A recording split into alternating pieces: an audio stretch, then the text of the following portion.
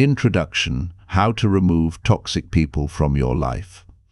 Before we begin, I want you to think of a name, not out loud, just in your mind.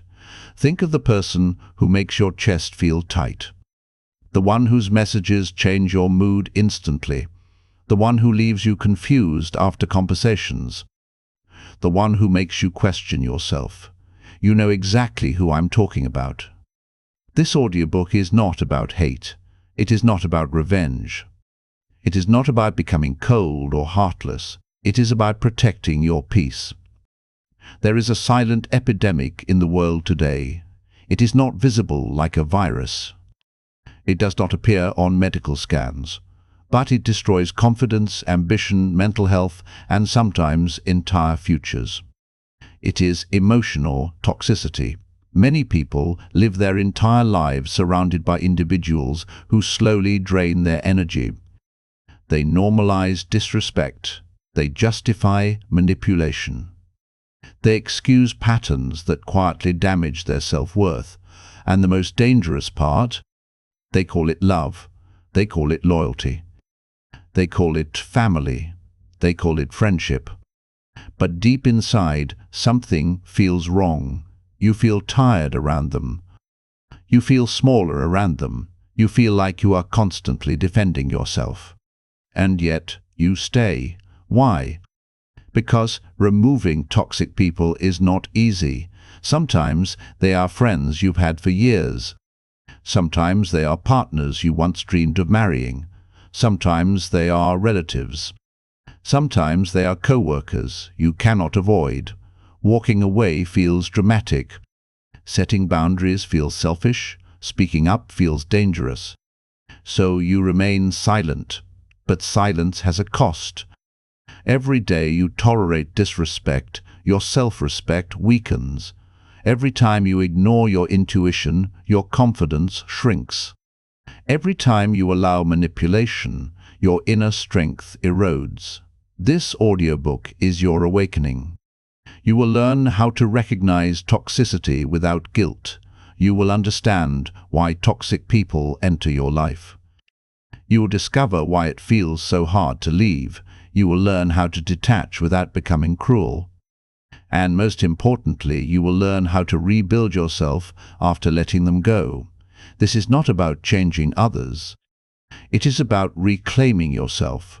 Because the moment you value your peace more than their approval, everything changes. Take a deep breath. This journey may challenge you. Some chapters may feel uncomfortable. You may recognize patterns you ignored for years. You may feel anger. You may feel sadness. That is normal. Growth is uncomfortable. But freedom is worth it. Now, let's begin. Chapter 1. What is a toxic person? Not every difficult person is toxic. Not every disagreement is abuse. Not every mistake is manipulation.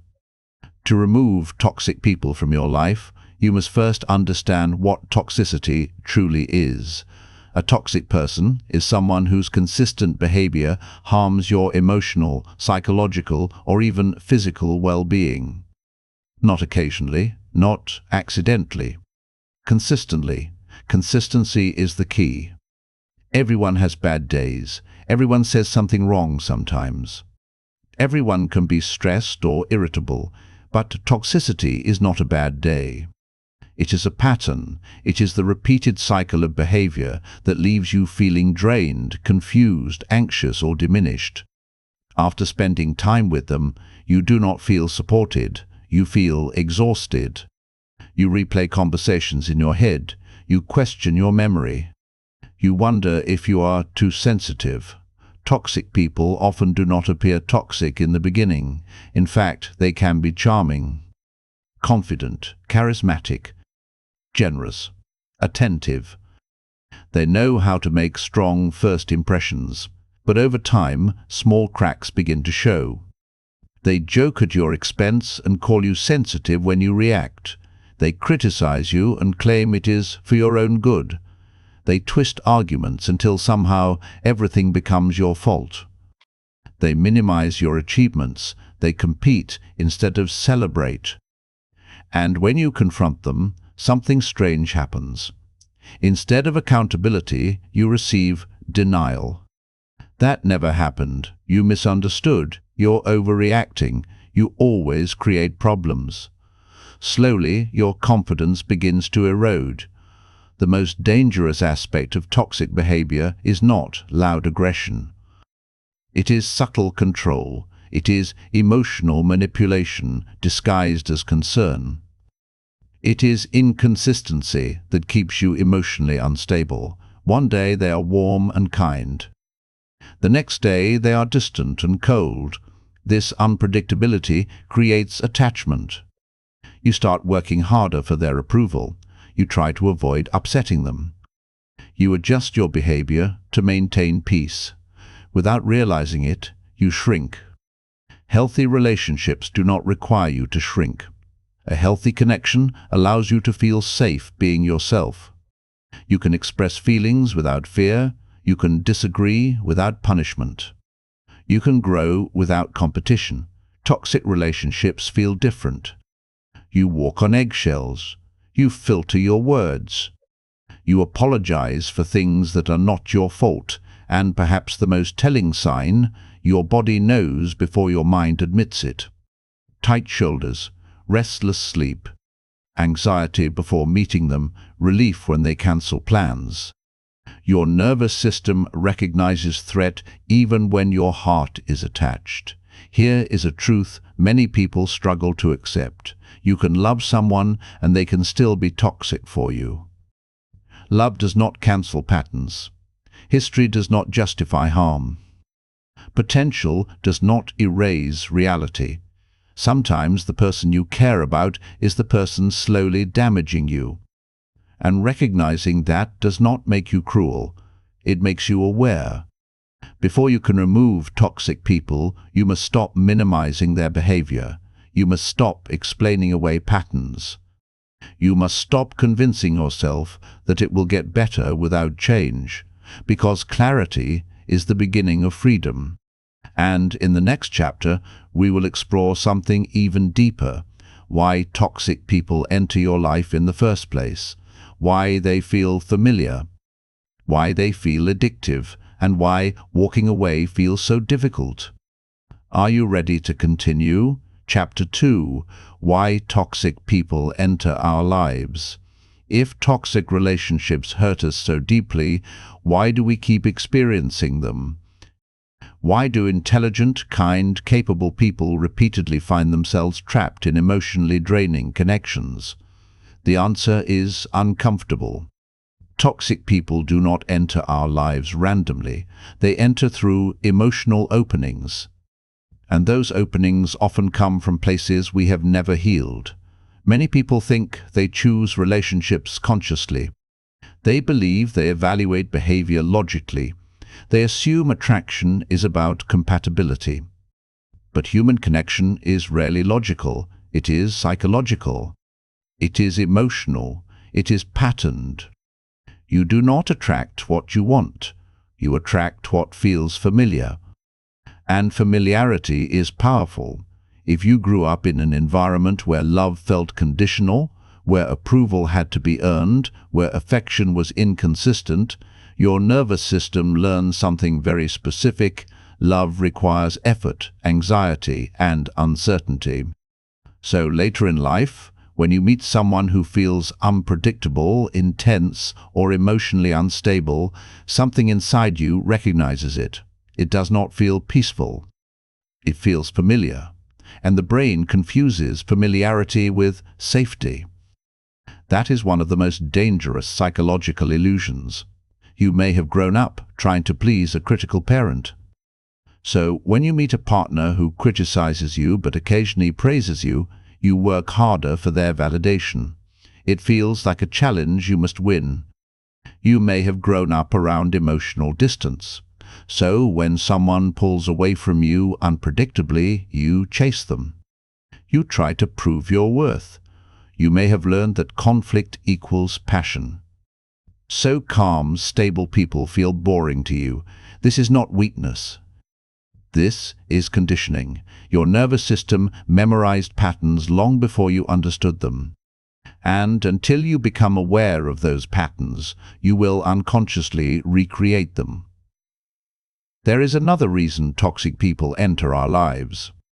Loneliness, not dramatic loneliness, not the kind where you have no one, but the quiet loneliness of not feeling deeply understood. Humans crave connection more than almost anything. We crave validation. We crave attention. We crave emotional intensity. Toxic people often provide these things in powerful doses at the beginning. They may shower you with attention. They may make you feel special quickly. They may open up intensely. They may move fast, and it feels intoxicating. You think, finally, someone sees me, but intensity is not intimacy. Real intimacy builds slowly. It develops through consistency, respect, and emotional safety. Toxic attachment often forms through speed and emotional extremes. High highs, low lows, low lows. Excitement, withdrawal, affection, cold silence. And this cycle creates something addictive. When someone gives you attention and then suddenly pulls it away, your brain releases stress chemicals. When they return with warmth, your brain releases relief chemicals. This cycle mimics addiction. Pain followed by reward, uncertainty followed by reassurance. You begin to crave the relief. You start working for it. You adjust yourself to maintain it. Without realizing it, you become emotionally dependent on the very person destabilizing you. And then you tell yourself you are in love. Another doorway through which toxic people enter is low self-worth. If you do not fully believe you deserve healthy love, you will unconsciously accept unhealthy treatment. You will tolerate disrespect longer than you should. You will rationalize behavior that hurts you. You will minimize red flags. You will stay in conversations that drain you, because somewhere deep inside you feel lucky someone chose you. That belief is dangerous. Toxic individuals are often drawn to people who are empathetic, forgiving, and patient. These are beautiful qualities, but without boundaries they become vulnerabilities. If you are the type of person who says, "I understand why they act like that," you may also be the type of person who tolerates behavior that should not be tolerated. You may see their trauma and think your love can heal it. You may see their pain and think your support will change them. You may believe that leaving would make you heartless. But here is a difficult truth. Understanding someone's trauma does not mean you must endure their toxicity. Compassion should never require self-sacrifice. There is also the fear factor. Sometimes we sense early warning signs. A comment that feels disrespectful, a joke that crosses a boundary, a reaction that feels excessive, a moment where our intuition whispers something is off, but we ignore it. Why? Because confronting early feels awkward, because leaving early feels dramatic, because we want to give them a chance. And every time we ignore our intuition, we teach ourselves to distrust it. Over time, your inner voice becomes quieter, and their influence becomes stronger. Fear of being alone plays a powerful role too. For many people, the idea of solitude feels heavier than the reality of toxicity. The silence of being alone feels louder than the chaos of being mistreated. So they choose company over peace. They choose attachment over stability. They choose familiarity over freedom. But what they do not realize is that staying in toxic environments creates a deeper loneliness, the loneliness of not being emotionally safe.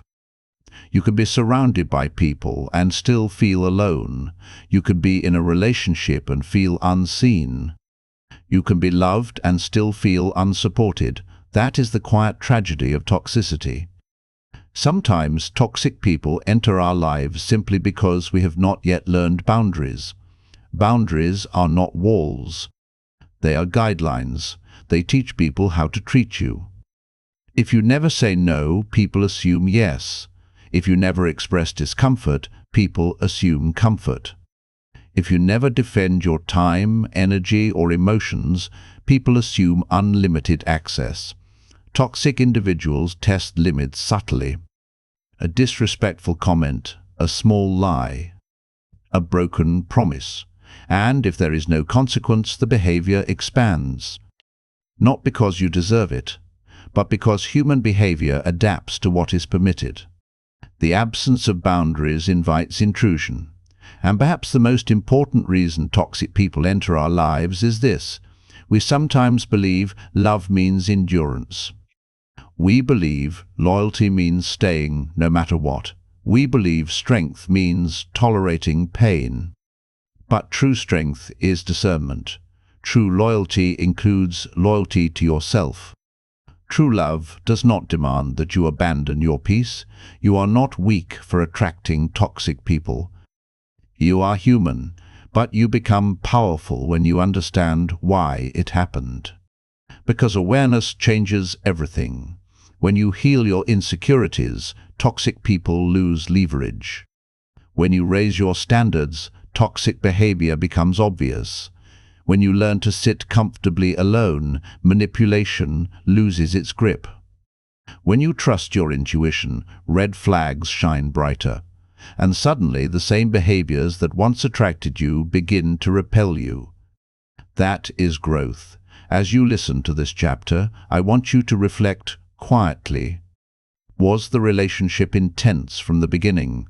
Did it move too fast? Did you ignore early discomfort? Were you afraid of losing them even when they hurt you? Did you believe you could fix them? These questions are not meant to shame you. They are meant to empower you.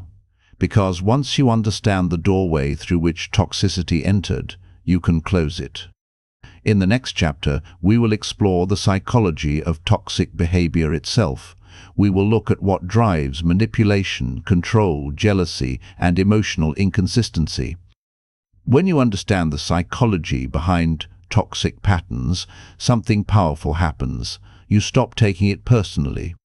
And when you stop taking it personally, you begin to detach. And detachment is the first real step toward freedom. Take a deep breath. You are not broken. You are becoming aware, and awareness is where transformation begins. Chapter 3: The Psychology Behind Toxic Behavior. Before you remove toxic people from your life, you must understand something crucial. Toxic behavior is rarely random. It is patterned. It is psychological. It is rooted. And when you understand the roots, you stop internalizing the damage. Most toxic individuals are not sitting somewhere planning how to destroy your peace. In fact, many of them do not consciously label themselves as toxic at all. From their perspective, they are reacting, protecting, surviving, or defending themselves. But survival strategies learned in unhealthy environments often become weapons in healthy ones. Many toxic patterns begin in insecurity. Deep insecurity. A person who constantly criticizes you may not feel superior, they may feel inadequate. By shrinking you, they temporarily feel larger. By highlighting your flaws, they distract from their own. It is a fragile psychological defense. If they can control how you see yourself, they don't have to confront how they see themselves. Control is often a mask for fear. Fear of abandonment, fear of rejection, fear of being exposed as not enough. Instead of communicating fear vulnerably, some people attempt to dominate it. They control conversations. They control narratives. They control emotional space. If you feel confused, they feel stable. If you doubt yourself, they feel secure. Another powerful driver of toxic behavior is emotional immaturity. Emotional maturity requires self-reflection.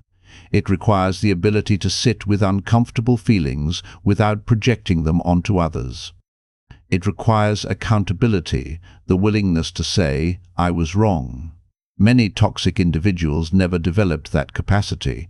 When they feel shame, they blame. When they feel guilt, they justify.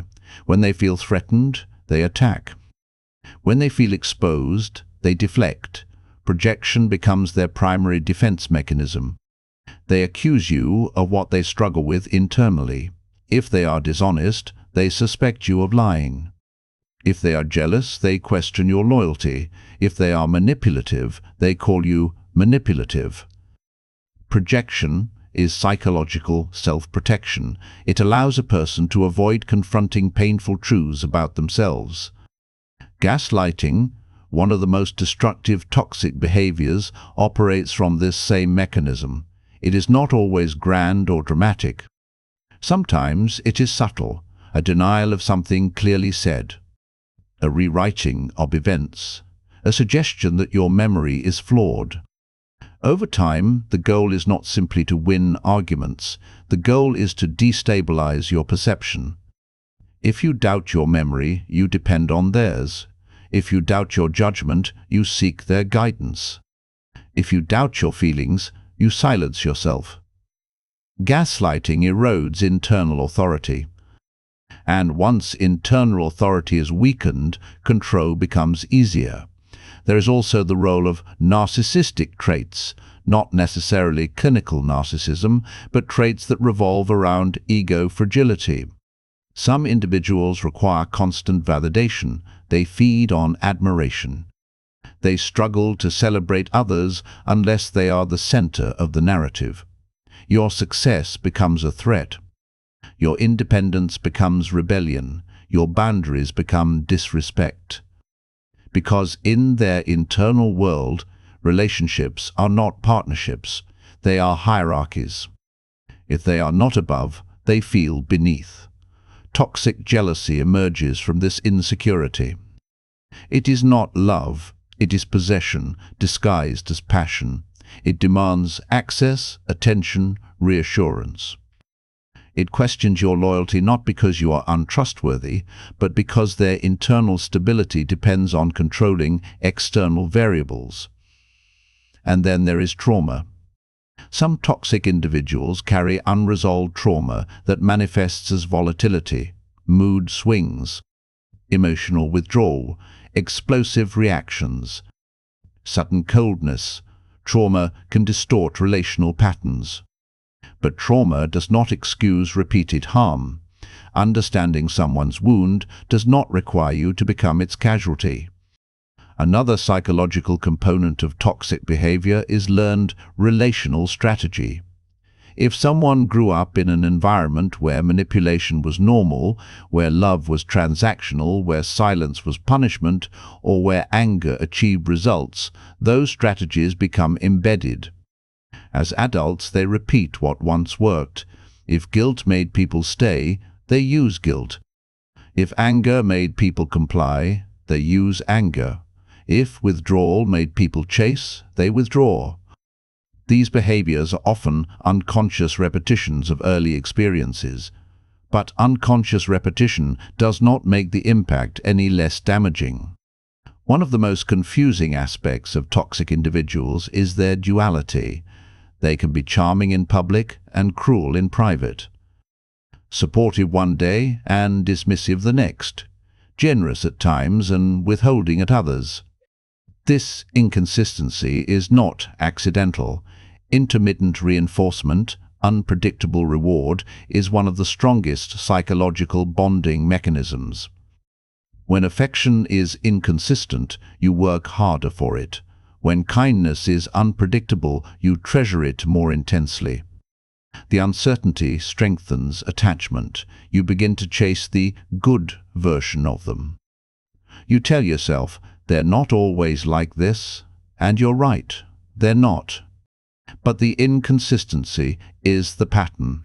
Healthy individuals maintain emotional consistency. Their reactions may vary, but their respect does not fluctuate based on mood. Toxic individuals often lack internal regulation. Their emotional state determines how they treat you. If they are stressed, you absorb it. If they are insecure, you pay for it. If they are angry, You become the outlet. You become emotional collateral. Understanding the psychology behind toxic behavior is not about diagnosing others. It is about liberating yourself from self-blame. When someone manipulates, criticizes, controls, or destabilizes you, it is not a reflection of your worth. It is a reflection of their internal architecture. Their behavior speaks about their coping strategies, not your value. But here is where clarity becomes powerful. You can understand someone deeply and still choose distance. You can empathize and still establish boundaries. You can forgive and still walk away. Compassion does not require proximity. Many people stay in toxic relationships because they confuse explanation with justification. They think, now that I understand why they act like this, I should be more patient. Understanding can create empathy. But empathy without limits becomes self-erasure. You are not obligated to remain in environments that repeatedly harm you simply because you understand the origin of the harm. Awareness should increase discernment, not tolerance. The moment you stop personalizing toxic behavior, something shifts internally. You stop asking, "What is wrong with me?" and begin asking, "What is happening here?" That shift is empowerment. It restores your internal authority. It reminds you that you are not overly sensitive. You are responding to inconsistency. You are reacting to manipulation. You are feeling the impact of unresolved patterns projected onto you. And here is perhaps the most important realization of this chapter. You cannot heal someone who does not recognize their own behavior. You cannot outlove insecurity. You cannot outpatient emotional immaturity. You cannot outstable someone who refuses self-reflection. Change requires awareness. And awareness cannot be forced externally. The desire to change must come from within them. Your responsibility is not to fix. Your responsibility is to protect your psychological well-being. As we move forward, the next step is crucial. Now that you understand why toxic behavior exists, we must explore how it affects you, slowly, subtly, and sometimes invisibly. Because toxicity does not only damage moments, it damages identity. Chapter 4. How toxic people slowly change you. Toxic relationships rarely destroy you overnight. They change you gradually, quietly, so slowly that you don't even notice it happening. At first, you are confident, expressive, open, clear about what you like and what you dislike. You speak freely. You laugh loudly. You trust your instincts. Then something subtle begins to shift. You start explaining yourself more than usual. You begin justifying your feelings. You rehearse conversations in your head before having them. You analyze your tone. You question whether you're too much. This is how it begins. Toxic environments do not immediately attack your identity. They erode it, like water against stone. Slow, repetitive, persistent. One of the first things to change is your nervous system. You become hyper-aware of their moods. You scan their expressions. You monitor their tone. You try to predict reactions before they happen. You adjust your behavior to avoid conflict. You are no longer relaxed. You are alert. This state of emotional vigilance is exhausting. But because it develops gradually, you normalize it. You call it being careful. You call it being understanding. You call it keeping peace. But your body knows the truth. Tension in your shoulders, restless sleep, anxiety before seeing them, relief when they cancel plans. Your nervous system is responding to instability. Another shift happens internally. You begin doubting your memory. After repeated denial, gaslighting, or blame, your confidence in your own perception weakens. You replay events. You wonder if you misunderstood. You apologize even when you are unsure what you did wrong. Self-trust begins to fracture. And self-trust is the foundation of identity. When that foundation cracks, everything feels unstable. You may also notice that you shrink your personality. You share less. You dream smaller. You avoid topics that trigger arguments. You dim parts of yourself that make them uncomfortable. This shrinking often feels like compromise. But healthy compromise does not require self-erasure. In toxic dynamics, adaptation becomes survival. Another quiet transformation is emotional isolation. Even if you are surrounded by people, you begin feeling alone. You hesitate to share your experience because it sounds confusing. You struggle to explain the inconsistency. You think, maybe it's not that bad, or worse, maybe it's my fault. Toxic relationships thrive in silence, because confusion is difficult to articulate. And when you cannot articulate something, you begin internalizing it. Your confidence decreases subtly. You second-guess decisions. You ask for reassurance more often. You fear disappointing them. You fear triggering conflict. This fear reshapes behavior. You become more accommodating, more cautious, more apologetic. And here is the painful irony: the more you adjust yourself to maintain peace, the less peace you feel. Because peace built on suppression is not peace. It is tension disguised as stability. Over time, toxic exposure can create emotional fatigue. You feel tired, but not physically. You feel drained after conversations. You lose motivation. You feel mentally heavy. This happens because your emotional energy is constantly being used to regulate instability. You are managing moods, preventing explosions, repairing conflicts, and analyzing interactions. It is like carrying emotional weight all day long. Eventually, exhaustion becomes normal. And then something even more subtle occurs. Your standards lower. Behavior that once would have shocked you becomes tolerable. Disrespect becomes just how they are. Broken promises become expected. You stop demanding consistency because you stop believing it's possible. When expectations drop, survival rises. You begin operating in minimal mode, minimal hope, minimal expression, minimal confrontation. You are no longer thriving. You are enduring. This is the cost of prolonged toxicity. It reshapes your internal dialogue. Instead of, "I deserve better," you think, "Maybe this is the best I can get." Instead of, "This feels wrong," you think, "I shouldn't be so sensitive." Instead of, "I need space," you think, "I'll just deal with it." And slowly, your self-worth becomes negotiable. This is the most dangerous shift, because once self-worth becomes flexible, boundaries disappear. You tolerate what you once rejected. You accept what once offended you. You stay where you once would have left. But here is something critical to understand. These changes do not mean you are weak. They mean you adapted.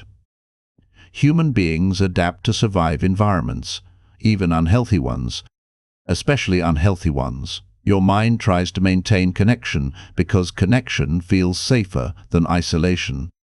Your body tries to maintain predictability because unpredictability feels threatening. So you adjust. But adaptation is not the same as alignment. Just because you can survive something does not mean you are meant to stay in it. The most heartbreaking realization often comes later, when you look back and realize how much you changed to accommodate someone else's instability. You realize how quiet you became, how cautious, how doubtful. and you barely recognize the earlier version of yourself, the confident one, the expressive one, the one who trusted their instincts. But here is the good news. If toxicity can reshape you slowly, awareness can restore you intentionally. The moment you begin recognizing these changes, you regain power. You begin reconnecting with your internal voice. You begin questioning patterns. You begin remembering who you were before the confusion. And that remembrance is powerful. Because toxic people may influence your environment, but they do not own your identity. They may shake your confidence, but they cannot permanently erase it. The self you lost is not gone. It is waiting for safety. In the next chapter, we will explore why it feels so difficult to leave toxic people, even after recognizing the damage. Because awareness does not automatically create action. Attachment complicates clarity. And understanding that attachment will be your next breakthrough. Take a breath.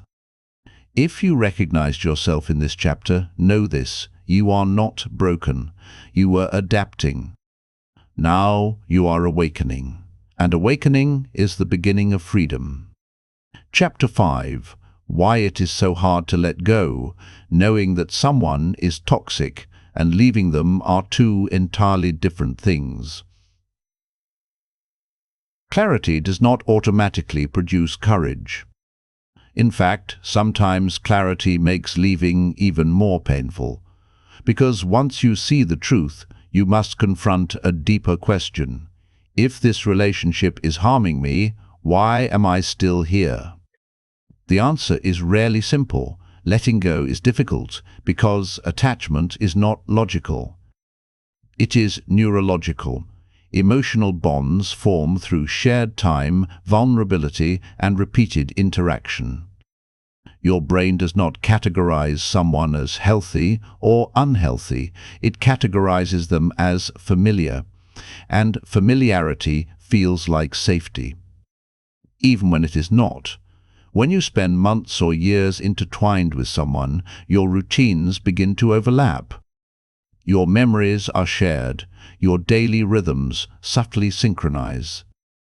Their presence becomes part of your emotional landscape. Removing them is not just removing a person.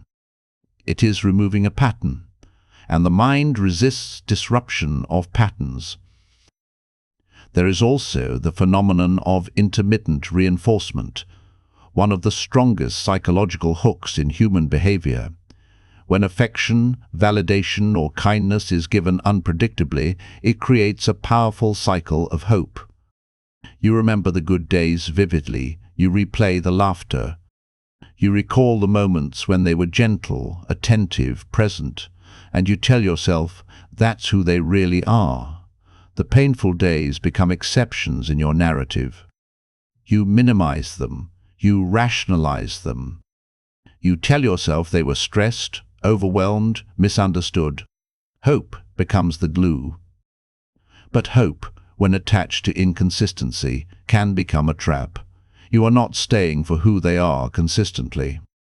You are staying for who they are occasionally, and occasional kindness can feel intoxicating when you have been emotionally deprived. Another reason letting go feels unbearable is identity entanglement. Over time, you may have shaped parts of yourself around the relationship. You adjusted preferences, altered behaviors, shifted priorities. Perhaps you defended them to others.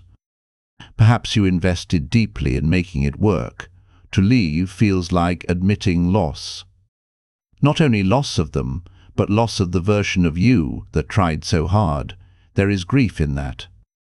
Grief is not reserved for death. It emerges whenever something you invested in ends. You grieve the future you imagined. You grieve the conversations that will never happen. You grieve the apology you hoped for. You grieve the potential that never materialized. And grief has weight. There is also fear. Fear of being alone. Fear of starting over. Fear that perhaps this was as good as it gets. Toxic relationships can quietly lower your standards. When you have spent long enough in instability, stability begins to feel unrealistic. You begin to doubt whether healthier connections are possible for you. So you stay, not because you are happy, but because uncertainty feels more frightening than dissatisfaction. Another powerful force at play is trauma bonding. When relationships cycle between pain and relief, the emotional intensity creates a biochemical attachment. Conflict triggers stress hormones. Reconciliation triggers dopamine and oxytocin. The contrast between distress and comfort strengthens the bond. It is not simply emotional, it is chemical. Your body begins to crave resolution after conflict. The relief feels euphoric compared to the tension that preceded it. And slowly you become attached not just to the person, but to the cycle itself. Breaking that cycle can feel like withdrawal. Restlessness, doubt, urges to reach out, romanticizing the past. You may find yourself remembering the good disproportionately. This does not mean you made a mistake. It means your nervous system is recalibrating. There is also loyalty, a value many people hold deeply. You may believe that leaving is betrayal, that endurance proves commitment, that walking away makes you weak or selfish. But loyalty without boundaries becomes self-neglect. You are allowed to be loyal to your own well-being. You are allowed to recognize when staying costs too much. Perhaps the most painful barrier to leaving is the belief that they will change. You may have seen glimpses of insight, moments of regret, promises made during emotional conversations. And you hold on to those moments. You think, they understand now. But change is not declared. It is demonstrated. It is not shown in emotional speeches. It is shown in consistent behavioral shifts over time. Words create hope. Patterns reveal truth. Many people remain in toxic dynamics because they are waiting for a version of the person that exists only in potential. But relationships are lived in reality. You cannot build a life on potential. Letting go also forces confrontation with yourself.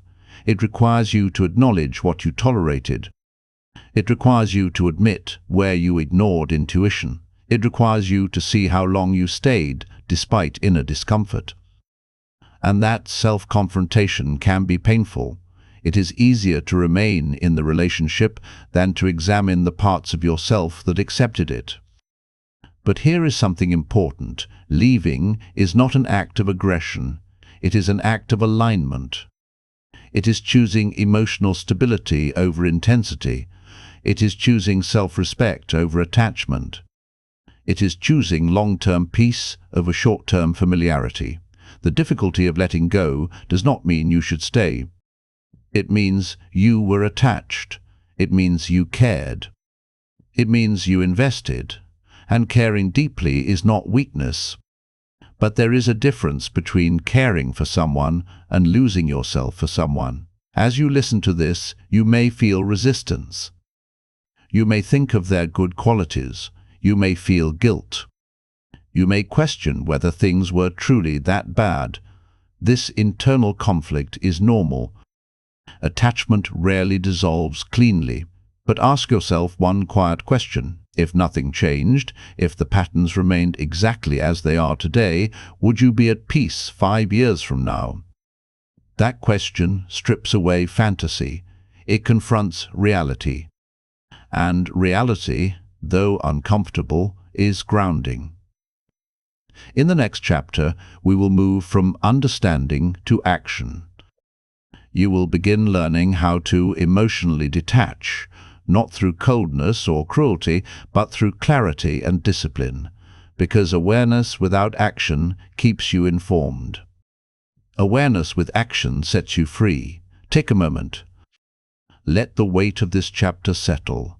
You are not weak for finding it hard to let go. You are human, but you are also capable of choosing differently. And that choice begins with reclaiming your emotional independence. Chapter 6: The Art of Emotional Detachment. Detachment is often misunderstood. Many people hear the word and imagine coldness, indifference, emotional shutdown. They think detachment means you stop caring. It does not. True detachment is not the absence of feeling. It is the absence of control. It is the ability to care about someone without allowing their behavior to dictate your emotional stability. When you are attached in an unhealthy way, your mood rises and falls based on their tone. Your confidence depends on their approval. Your peace depends on their consistency. Detachment breaks that dependency. It is not about cutting emotion off, it is about cutting emotional dependence off. There is a difference. The first step in emotional detachment is clarity. You must stop arguing with reality. Many people remain entangled because they are emotionally negotiating with facts. They see the pattern, but they debate it internally. They minimize it. They compare it to worse situations. They tell themselves they are overreacting. Clarity requires you to observe behavior without excuses, not their potential, not their promises, not their intentions. Their patterns. Patterns tell you what words often hide. Once you accept the pattern without emotional negotiation, something shifts. You stop trying to fix what does not belong to you. The second step is reclaiming emotional responsibility. In toxic dynamics, you often become responsible for managing their emotions. You soothe their anger. You anticipate their reactions. You adjust yourself to prevent conflict. You carry the emotional labor of the relationship. Detachment requires returning that responsibility to its owner. If they are upset, they manage it. If they misunderstand, they clarify it. If they react poorly, they own it. You are not required to regulate another adult's emotional state. This may feel uncomfortable at first. You may feel guilt. You may feel anxiety. You may fear escalation. But emotional over-responsibility is not love. It is control disguised as care. The third step is reducing access. Toxic attachment survives through constant exposure. The more you interact, the more the cycle continues. Emotional detachment often begins with practical adjustments, less responding, shorter conversations, neutral tone. No emotional debates. You do not need dramatic announcements. You need disciplined consistency. You move from emotional engagement to factual communication. This is especially important when you cannot completely remove the person, such as in family or professional environments. You shift the dynamic from emotional to functional. You speak when necessary. You withdraw when unnecessary. You refuse to participate in provocation. Over time, emotional intensity decreases because it is no longer being fed. The fourth step is tolerating discomfort. Detachment is uncomfortable in the beginning because your nervous system is used to intensity. When chaos reduces, there is a strange silence. That silence can feel empty. You may mistake it for loss, but what you are experiencing is recalibration. Your system is adjusting to stability. You may feel urges to reach out, to re-engage, to check on them, to reopen conversations that have already been exhausted. Do not confuse urges with intuition. Urges are often withdrawal from emotional addiction. Intuition is calm and steady. Detachment requires discipline in moments of emotional temptation. You must allow the wave to pass without acting on it. The fifth step is rebuilding internal validation. When you detach from toxic approval, you may initially feel exposed. You may realize how much reassurance you were unconsciously seeking. Now is the time to strengthen self-trust. Make decisions without consulting them. Hold opinions without defending them. Feel emotions without explaining them. The more you validate yourself, the less external validation controls you. Another crucial element of detachment is grief acceptance. Even if the relationship was unhealthy, it meant something to you. Detaching does not erase history. It acknowledges that history is not enough to justify the present. Allow yourself to grieve what you hoped it would become. Grief processed consciously heals. Grief suppressed unconsciously resurfaces. Detachment does not require anger.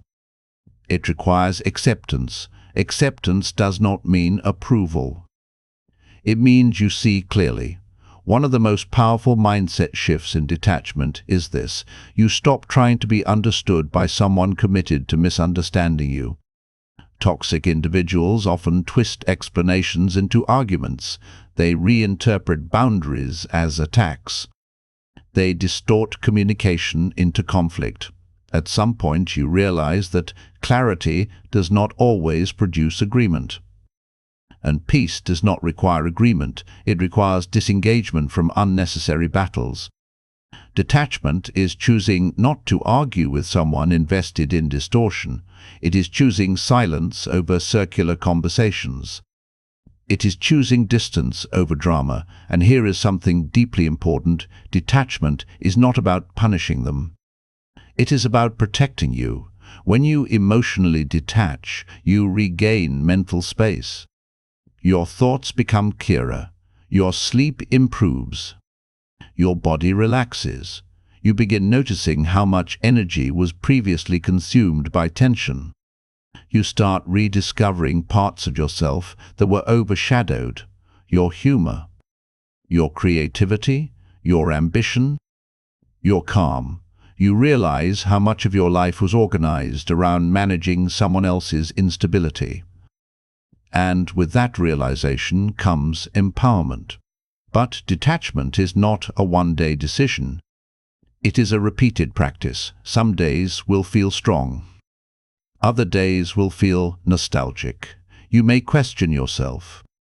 You may feel lonely. That does not mean you are regressing. It means you are human. Healing is not linear. Each time you choose distance over drama, you strengthen new neural pathways. Each time you choose silence over reaction, you increase emotional control. Over time, detachment becomes natural. What once triggered you now barely touches you. What once consumed your thoughts now feels distant, not because you stopped caring, but because you stopped depending. In the next chapter, we will discuss something even more practical: boundaries. Real boundaries, not spoken once, but lived consistently. Because detachment stabilizes you internally, boundaries protect you externally. And when the two work together, toxic access diminishes naturally. Take a slow breath. You are not becoming cold, you are becoming centered. And centered people are very difficult to destabilize. Chapter 7. Boundaries, the line that protects your peace. Most people believe boundaries are about controlling others. They are not. Boundaries are about defining yourself. They are the invisible lines that separate what you are responsible for from what you are not. They determine how close someone can come before they begin to damage your peace. They communicate, without aggression, that your emotional space is not public property. The tragedy is that many people were never taught how to create them. Some were raised to believe obedience equals goodness. Some were taught that saying no is disrespectful. Some learned that keeping others comfortable is more important than being honest. So they grew into adults who confuse compliance with kindness. But boundaries are not cruelty, they are clarity. Without boundaries, relationships slowly become unbalanced. The more tolerant you are of discomfort, the more comfortable others become crossing lines. It does not happen dramatically. It happens gradually. A comment that makes you uneasy, a request that drains you, a tone that feels dismissive, a joke that crosses a line. You feel it, but you say nothing. And silence, repeated often enough, becomes permission. One of the most important truths about boundaries is this: they are not what you say once. They are what you consistently reinforce. Anyone can make a speech about limits. But if behavior does not change after the line is crossed, the boundary was not real.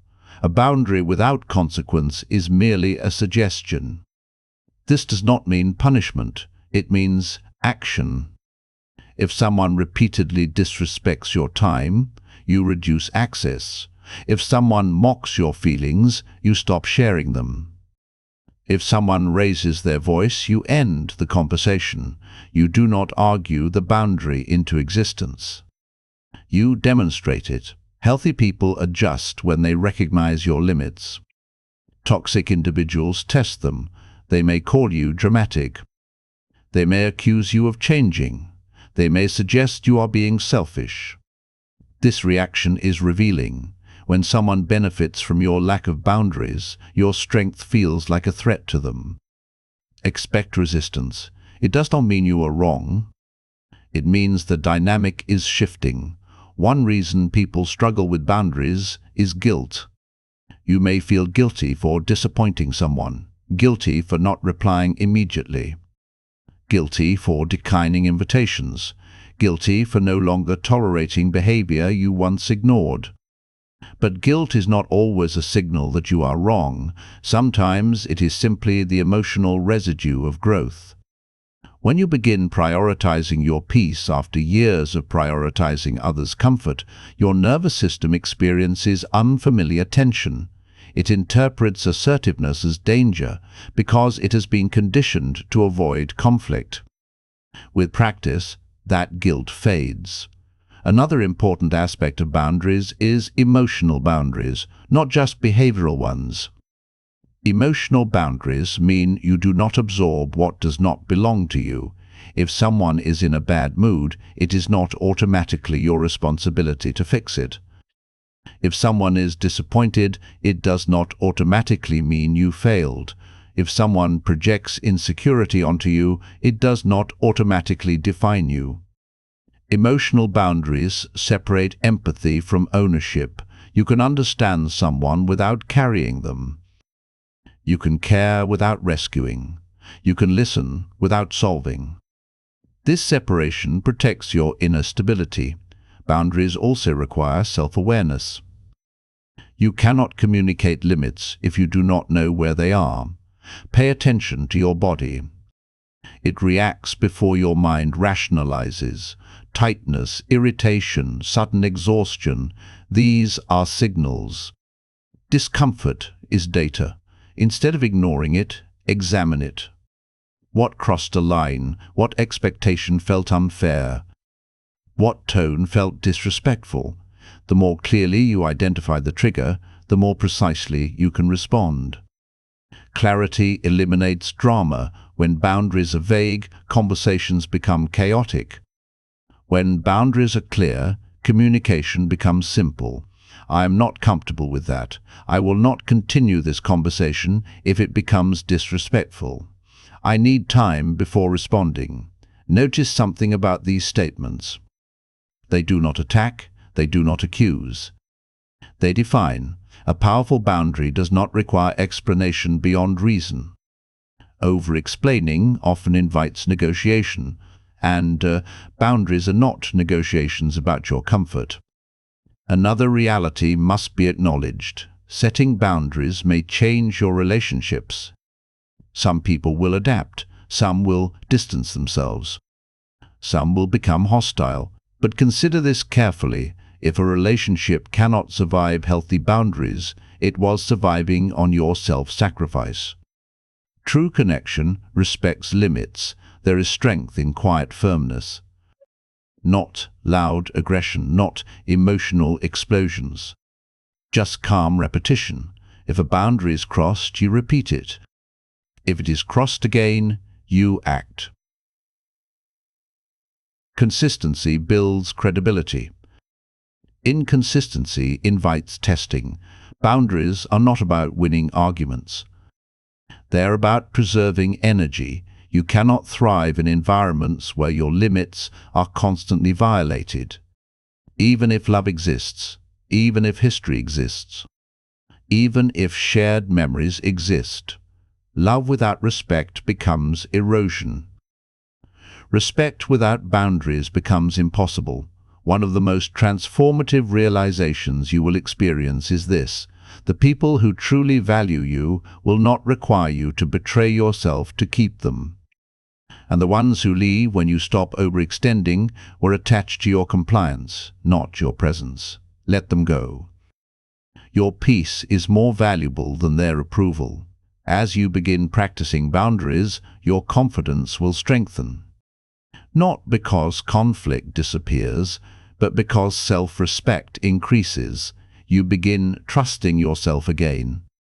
You realize you are capable of protecting your emotional space, and that realization shifts your identity.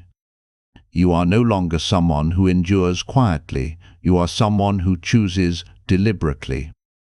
In the next chapter, we will explore something even more practical: how to say no without guilt, fear, or over-explanation. Because boundaries often begin with one powerful word: no, and learning to say it calmly may change your life. Chapter 8. Learning to say no without guilt. There is a simple word that many people struggle to say: no. Not because they don't feel it, but because they fear what will follow. Rejection, disappointment, conflict, distance, judgment. So instead of saying no, they say maybe. They say later. They say, let me think about it. They say yes when their entire body is resisting. And every forced yes leaves a quiet mark.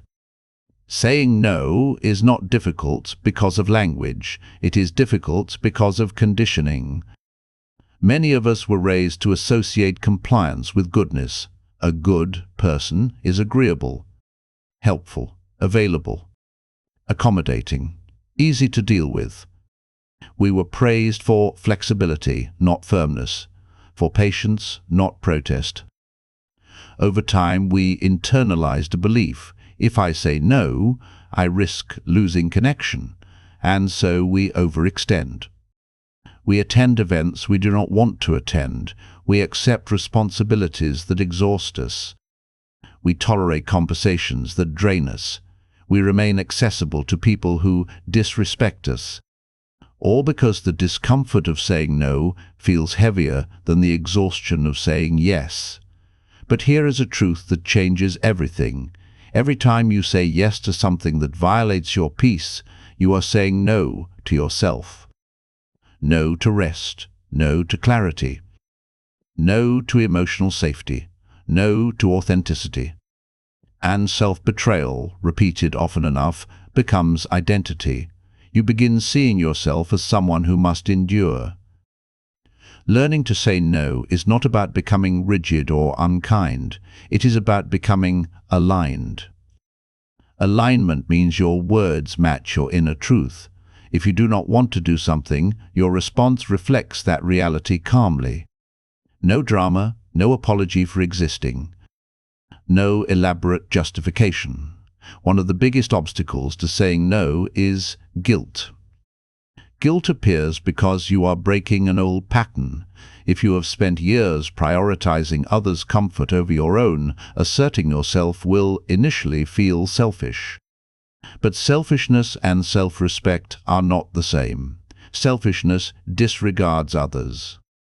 Self-respect includes yourself. You are allowed to consider your capacity before agreeing.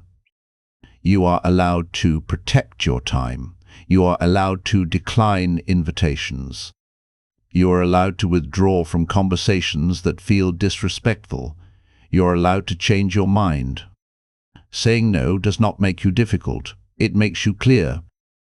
Another fear tied to no is conflict. You may imagine that refusal will create tension. Sometimes it will, but tension created by honesty is healthier than peace maintained by resentment. When you say yes reluctantly, resentment builds silently. You may smile externally, but internally you feel drained. That resentment eventually surfaces, often in passive ways, short replies, emotional withdrawal, irritation. Clear no prevents hidden resentment, and clear communication strengthens healthy relationships. Here is something powerful to remember. People who benefit from your inability to say no will resist your growth. When you begin setting limits, some individuals may react negatively. They may question you, they may pressure you. They may accuse you of changing. You are changing. You are becoming someone who honors their limits. If someone requires your compliance to feel comfortable, their comfort was built on your sacrifice. You are not responsible for maintaining that dynamic. Saying no becomes easier when you understand this. You do not owe everyone access to you. Your time is finite. Your emotional energy is limited. Your attention is valuable. When you treat these resources as precious, others will learn to treat them carefully. Another important shift involves how you communicate no. It does not require aggression. It does not require explanation beyond necessity. I'm not available. That doesn't work for me. I won't be able to do that. Notice how these statements are calm. They do not attack. They do not over-explain. Over-explaining often signals insecurity. It invites negotiation. It opens the door for persuasion. A clear no is firm but neutral. You do not need to defend your limits to someone who respects you. You may feel a moment of discomfort after saying no. Your body may anticipate backlash. That sensation is temporary. With repetition, your nervous system learns that assertiveness does not equal danger, and gradually confidence replaces guilt. There is also a deeper psychological layer to no. When you say no externally, you reinforce yes internally. Yes to your priorities. Yes to your peace. Yes to your boundaries. Yes to your growth.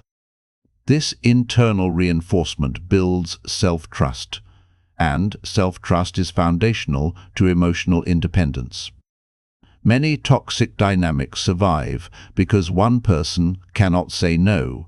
The toxic individual pushes limits and the other accommodates repeatedly. The imbalance grows, but the moment no becomes consistent, the dynamic shifts. Some people adapt, some people leave. Both outcomes reveal truth. If someone only remains when you are overextending, their connection was conditional. Healthy relationships do not collapse because of boundaries, they stabilize. There is something deeply empowering about realizing you can decline without explanation, and the world does not collapse. You can choose differently.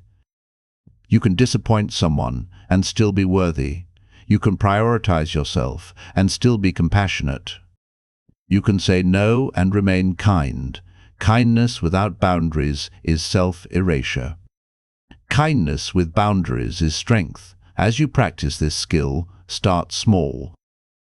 Decline minor things. Notice the discomfort. Allow it. Let it pass. Then move toward larger boundaries. Over time, no becomes less dramatic and more natural. It becomes part of your identity, not as someone rigid, but as someone grounded. And grounded individuals are difficult to manipulate. In the next chapter, we will move toward one of the most decisive actions in removing toxicity, the no-contact principle. For some relationships, boundaries are enough. For others, distance is necessary, and understanding when to choose distance will be your next step toward freedom. Take a breath. Feel the power in a single word. No. It may be small, but it protects everything.